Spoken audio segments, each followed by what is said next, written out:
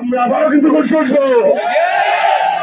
প্রশিক্ষিত বিডিআর ভাইরা, আপনারা এখানে যারা আছেন সদস্যবৃন্দ এবং তাদের পরিবার পরিজন বৃন্দ, আপনারা অনেকদিন যাবত অবিচারের শিকার হয়ে ন্যায় বিচারের লক্ষ্যে 6টি দফা 8টি দফা দাবি নিয়ে এখানে আসছেন।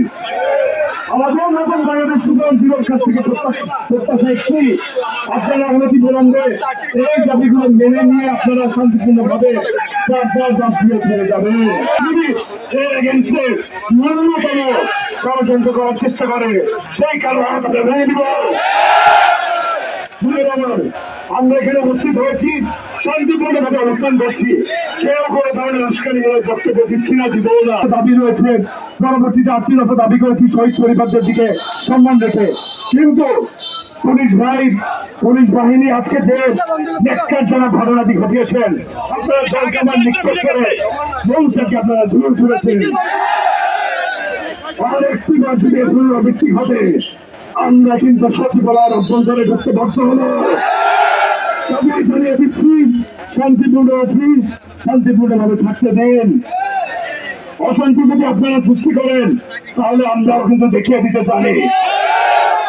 আমরা দেখিয়ে দিয়েছি ফজল সরকারকে, শেখ হাসিনাকে টেনে নামিয়েছি। আপনারা আমাদেরকে আর ব্যর্থ করবেন না। কাজে সকলের দৃষ্টিতে সকলের দিকে বিশেষ আহ্বান রেখে এতটুকুই বলবো, শান্তিপূর্ণ আন্দোলনে আমরা শান্তিপূর্ণভাবে অবস্থান করছি। যতক্ষণ না পর্যন্ত আমরা এখন আশ্বাস না পাই, ততক্ষণ পর্যন্ত আমরা এখানে অবস্থান করবো। এবং এটি আমি একদিক থেকে বলতে চাই, আপনারাও আমাদের দিকে কোনোভাবে নির্দেশ আজকে যারা এখানে এসেছে তারা সবাই এই বাংলাদেশের রূপসা থেকে পাথরিয়া, টেকনাফ থেকে তেতুলিয়া, প্রত্যেকটা বর্ডারের এক একটা পাহারাদার হিসাবে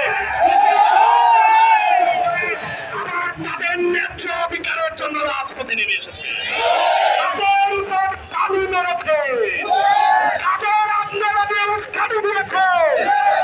এখনো বুঝতে পারেন নাই, বোঝানো যাবে।